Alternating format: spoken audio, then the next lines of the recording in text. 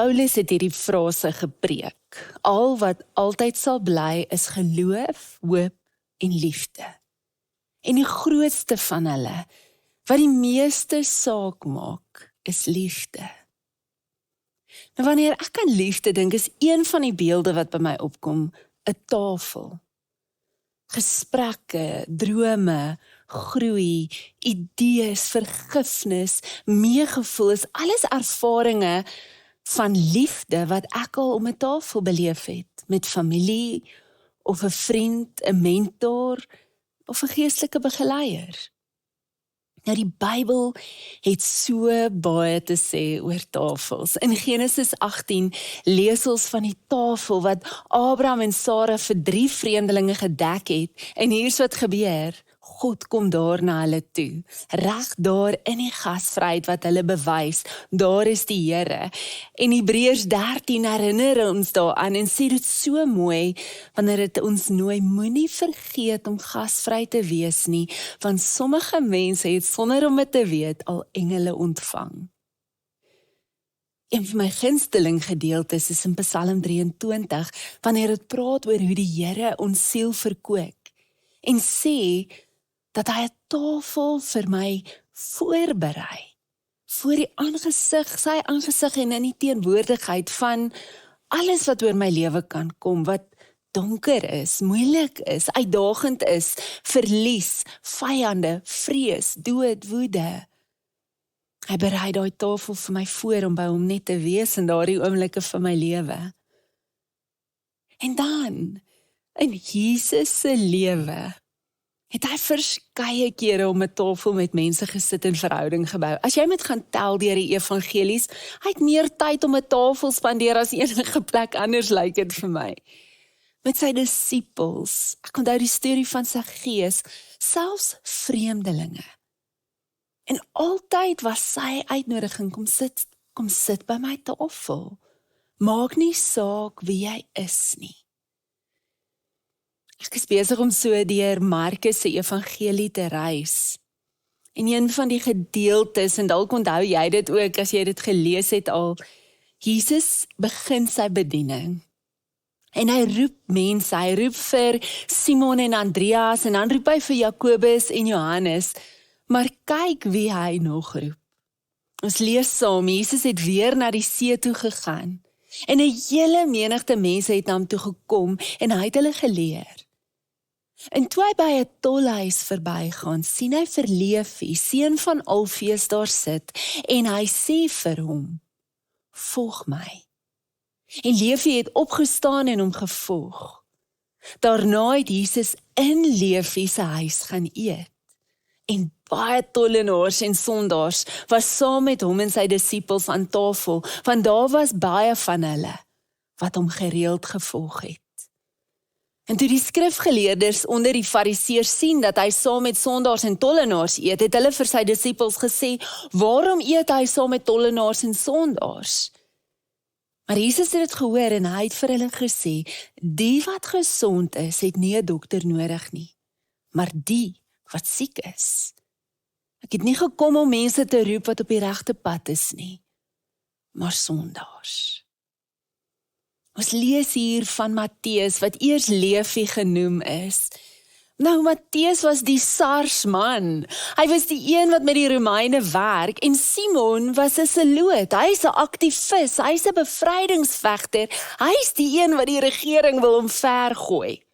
Die twee in dieselfde groep, kan jy dink? Matteus en Simon saam aan 'n tafel. Een wat vir die sisteem werk en een wat die sisteem wil vernietig.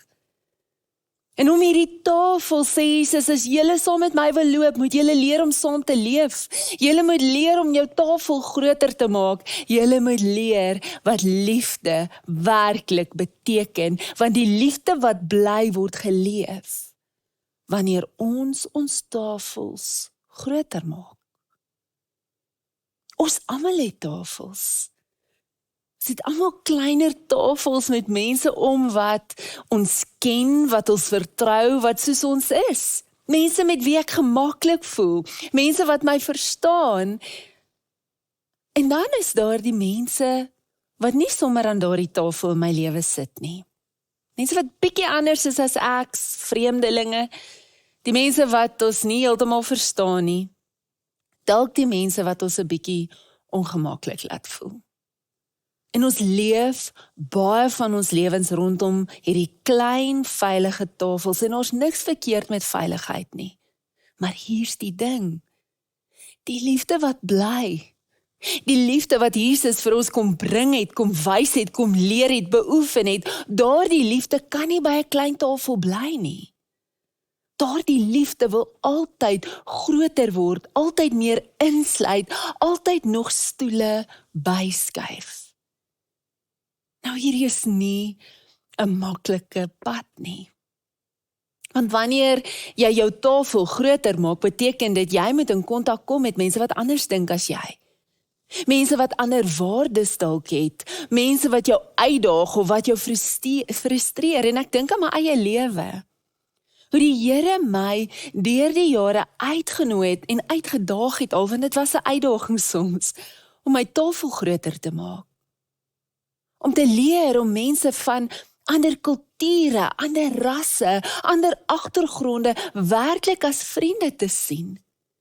Nie net as mense wat ek aanvaar nie, maar as mense wat my kan verryk, waarby ek kan leer en wat my eie lewe groter maak. Later in my lewe was dit om te leer dat mense met 'n ander teologie of 'n ander denominasie ook Jesus liefhet.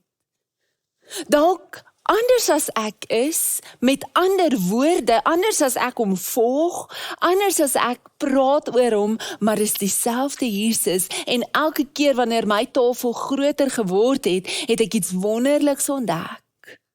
Die Here was daar, in die verskille, in die nuwe perspektiewe, in die uitdaging om te groei in die liefde. Hierdie is een van die maniere hoe Jesus liefde sigbaar gemaak het in ons leer. Verhouding en geloofsgemeenskap is mense wat rondom Jesus bymekaar kom op so 'n manier dat hy onsself sig verplaas en ons begin leef in liefde, vreugde, vrede, geduld, goedheid, sagmoedigheid, selfbeheersing, al die vrugte van die Gees, sodat ons kan saamleef ondanks ons verskille en vrese, want dis nie wat ons bymekaar bring nie. Jesus is die gom om ons tafel. Die sleutelwoord is ondanks. Is nie omdat ons dieselfde is nie omdat ons mekaar besit of beheer nie, is nie omdat dit maklik is nie, maar ondanks al die goed wat ons wil laat wegloop, dat ons sal kies om in liefde te bly en te groei. Dis waar liefde geleef word. En vandag uit ons skrifgedeelte en uit die lewe van Jesus, hoe kan ons tafels groter maak? Nie net in ons familie nie. Nie net by ons werkplek nie, nie net by die kerk nie, maar in elke spasie van my lewe waar ek met mense as 'n volgeling van Jesus te doen kry. En die eerste uitnodiging is om te leer om mense te sien. In ons skrifgedeelte lees ons hoe Jesus kyk en hy die mense sien om hom, hierdie vreemdelinge, gebroke mense, sondaars sê die Bybel. En dis die eerste ding vir ons. Eerste uitnodiging om mense te leer sien. Jesus sien die persoon. Matteus, onthou nou, was 'n tollenaar. Tollenaars was persone gewees wat vir die Romeine gaan werk het en hulle het die belasting ingesamel as Jode onder die Jode. So die Jode was hulle glad nie goedgesind nie. Die Jode het geskryf en gesê, hulle kan nie hemel toe gaan hierdie mense nie. Die tollenaars, daar's nie 'n plek vir hulle in die hemel nie, want hulle is verraaiers. Nie net teenoor ons nie, maar hulle het God verraai en verloon. Hulle het hulle geloof verloon. En daar is na hulle verwys as asblik honde. Nou skryf Matteus 9:9, toe Jesus na hom kyk, en hy sê, hy kyk na my, en hy sien 'n man. Dis die eerste keer wat iemand na my kyk, en hy sien 'n mens, nie 'n hond nie, en hy hanteer my soos 'n mens. En die effek wat dit op Matteus se hele storie, menswees, roeping gehad het. Toe Jesus hom sien, Dit is so maklik om mense onsigbaar te maak. Veral die mense wat nie gewoonlik aan ons tafel sit nie. Mense wat dalk bietjie anders is, of wat ons nie verstaan nie. Ons loop verby mense elke dag en ons sien hulle nie regtig raak nie. Maar die liefde wat bly, begin by sien en werklik sien. Nie net vinnig kyk nie, nie net 'n blik nie, maar raak sien. Om te sien dat hierdie mens, al lyk hy of sy anders, al verstaan ek nie hulle agtergrond nie, al maak dit my soms ongemaklik, hierdie mens is in God se beeld geskape, en is ook God se kind, is ook geliefd, en is ook waardevol. Wanneer mense aan jou tafel kom sit, of dit in jou kleiner tafel of wyeer tafels van jou lewe is, kan jy na hulle kyk en hulle sien, want jou kyk van liefde en agting kan 'n wêreld verander. Die tweede uitnodiging is om te leer om waardigheid te gee, om mense met waardigheid te hanteer wat by my tafel kom sit en wanneer ek my tafel groter maak. Jesus het hierdie diverse, gebroke mense met waardigheid en meegevoel ingelaat. Hulle sondaars, die fariseërs verag wat hier aan die gang is. Maar Jesus hanteer hulle steeds met respek, steeds met waardigheid. Die Here het ons gemaak om te teer, te gedei, te groei as daar respek is. Verbaas dit jou ook dat alle studies, ek het nou die dag my hand op een gelê, oor geweldsmisdade, een ding bevind, by alle misdadigers. En dit is dat eers in hulle lewe is hulle dignitas, hulle waardigheid deur iemand gesteel. 'n studie in Amerika, 'n groot studie wat daaroor gemaak is, bevind dat alle geweldmisdadigers iewers verneder is en dikwels is dit maar net die laaste persoon in die lyn wat toevallig in hulle pad kom, wat die woede en die wraak wat diep in hulle gesetel is, ontlont. En dan is dit maar net 'n onskuldige wat ergens betaal. Maar as jy op mense trap, as jy hulle waardigheid ontneem, hulle menswees ontneem, skep jy 'n diep woede in mense. 'n diep verwonding en raai wat? Ons sit in die kontinent waar Christendom die vinnigste groei, maar waar hierdie diep woede wat mense teenoor mekaar het ook die vinnigste groei. En Jesus sê, my kinders moet anders leef. 'n kollega sê vir my, ek dink ons het respek verloor vir mekaar in hierdie land, en hy is heeltemal reg. Ons het vergeet hoe om mense wat verskil van ons steeds met waardigheid te behandel. Jy kan verskil met iemand se politiek, met hulle teologie, hulle keuses en steeds respek hê. Al wat mense vra is 'n klein bietjie respek. Daardie liedjie wat ons mee groot geword het, a little respect. Dit kos jou niks geld nie. Dit kos om net een keer die winkelassistent in die oog te kyk, net een keer vir daardie persoon wat elke dag jou tee vir jou aandra, te vra, hoe gaan dit? Vertel my van jou kinders, om vir iemand te vra wat dit nooit verwag nie, kan ek vir jou bid? Of net om te breek en mense raak te sien by die verkeerslig. Die realiteit is, ons is in 'n gebroke wêreld en die paradokse van die lewe gaan altyd daar wees in hierdie wêreld. Die vure in ons wêreld gaan altyd brand. Maar hoor jy in jou diepste mens wees? Daardie stem wat sê, ek is nie geroep om die haatvure te laat brand nie, maar om die liefde te wandel, want jy is gemaak in liefde. Soos die oom wat sê, dis klaar met ons. Ek wil nie so leef en dink nie, ek wil nie so wees nie, ek wil nie sê dis klaar met ons nie. Dit mag elders waar wees, maar waar die Here werk, het ons die vermoë om die lont dood te trap. Ek kan nie en ek sal nie in die koor van hopelose saam sing nie, want die Gees van die Here is in my en God is liefde en hy is by my. Sy liefde is in my uitgestort. Hy leer my om mense te respekteer en hulle waardigheid terug te gee. Hy leer my om myself leeg te maak van myself sodat ander by my veilig kan voel. Hy leer my om op te hou boekhou van die kwaad. En hy leer my die liefde vergaan nooit. Ek kan steeds herken, hier is 'n mens. Hier is iemand wat God gemaak het. En ek kan in liefde saam met hom die haardvure doodtrap, deur die liefde te deel. En my tafel groter te maak deur mense met waardigheid en respek te hanteer. En dan, om te leer om die tafel met gasvryheid te deel. Hierdie diverse groep mense en Jesus sit saam en eet saam. En daar is iets wat gebeur in hierdie tafel. Daar's iets wat gebeur aan 'n tafel met mense. Wanneer jy eet, word dinge anders. Die vreemdeling word 'n mens met 'n storie. Die ander word iemand wat jy begin leer ken. Daar's 'n groot Nuwe Testamentiese teoloog en haar definisie van gasvryheid is om plek te maak vir mense waarvoor jy nie hoef plek te maak nie. Dis gasvryheid. Gasvryheid is om plek te maak vir mense waarvoor jy nie hoef plek te maak nie. Nou die hele skepping is 'n daad van gasvryheid van God se kant af.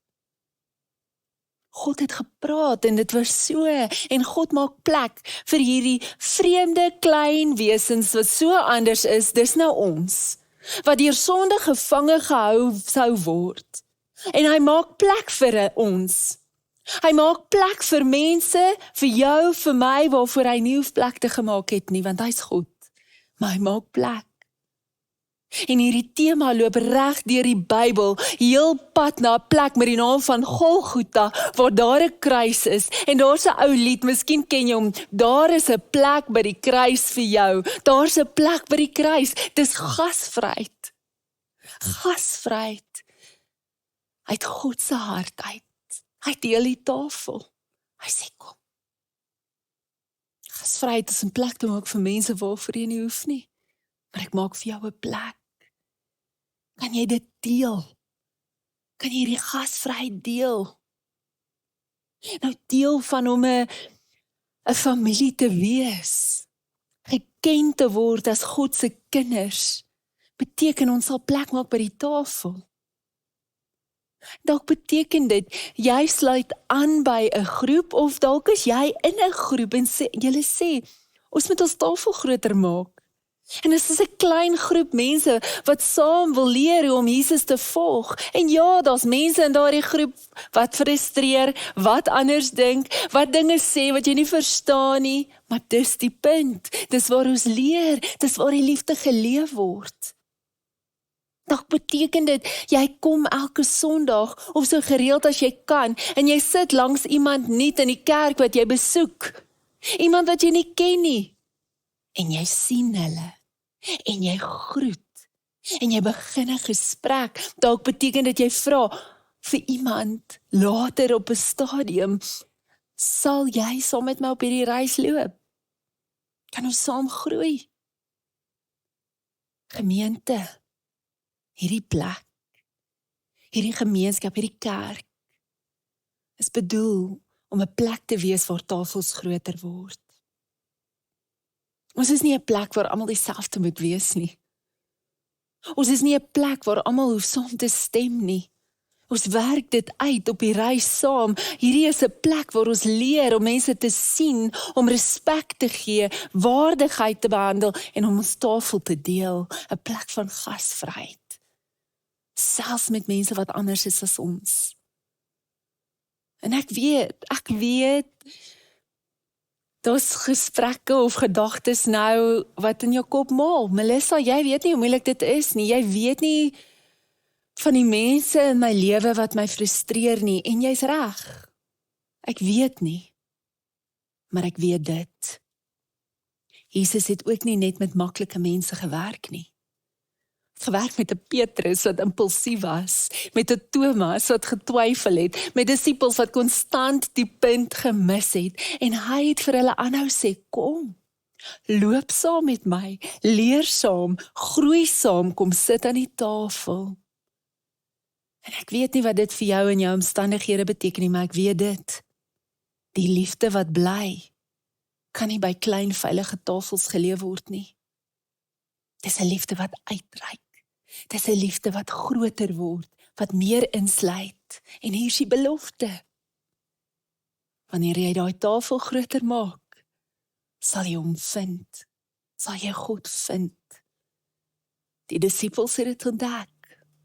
En ons kan ook. En so vandag gaan ons nou saam die nagmaal gebruik. Jy kan jou brood en jou wyn of jou sap nader bring. En daardie beeld van God se gasvryheid. Van die begin van tyd waar jou en my aan mekaar geweef het. Van die begin van tyd tot reg deur die skrif, hoe hy ons najaag en gasvry is om vir ons 'n plek te maak by hom. En dan daardie ultimate, daardie plek by die kruis. Dat sy liefde hom so op 'n plek neem, dat hy homself gee. Dat daar altyd 'n plek sal wees vir jou en my. Sien die beeld van die kruis. En hoor sy stem aan die tafel. Dit is my liggaam vir jou. Dit is my bloed vir jou. Neem, eet en drink. Jy is so welkom by my tafel. En ek het jou lief, my kind. Kom ons gebruik die nagmaal saam.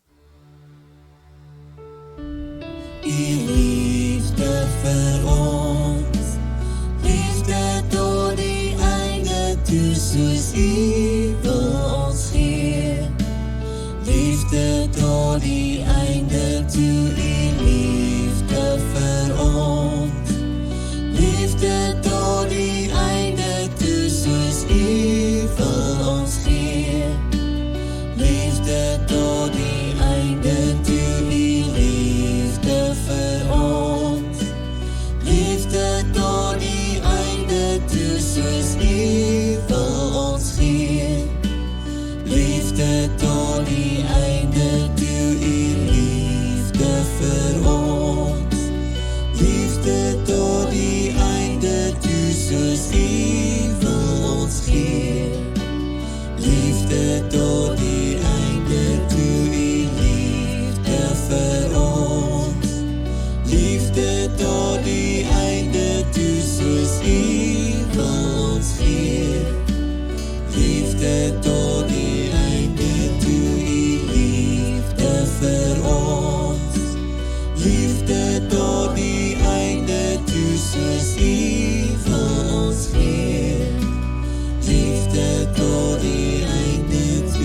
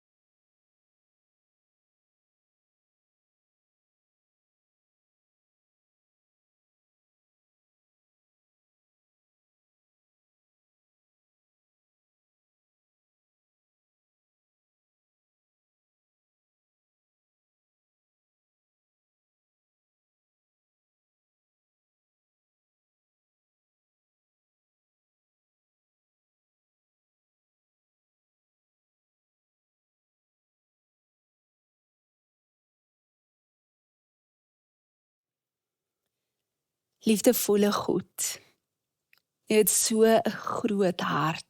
'n hart wat inklusief is, 'n hart wat verwelkomend is, 'n hart wat gasvry is en plek maak. En ons het sulke klein tafels. Ons hou so graag dinge veilig en bekend en gemaklik. Maar ons hoor hoe U ons roep om groter te leef, om ons harte groter oop te maak, om ons tafels oop te maak en te deel. En dankie Jesus dat U ons wys hoe, dat U vreemdelinge verwelkom het, dat U sondaars tafel toe genooi het, dat U mense geroep het wat so verskillend was en vir hulle gesê het, leer om saam te leef, leer om mekaar lief te hê, leer en groei in die liefde. En ons vra, help ons om U te volg, om te sien en om ons tafels te deel. In die naam van Jesus Christus. Amen. Dankie dat jy vandag weer ingeskakel het. Jy is so welkom om met die uitnodigings wat na jou toe gekom het vandag na ons toe uit te reik. Of dit is om by 'n groep in te skakel, om meer inligting oor die lentreis te ontvang.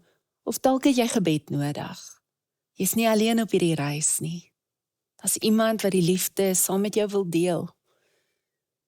Jy is so welkom om die kontakbesonderhede op die skerm te gebruik om uit te reik. Ontvang die seën van die Here. Die genade van ons Here Jesus Christus, die liefde van God ons Vader en die vriendskap en vrede van die Heilige Gees is en bly met jou. Amen.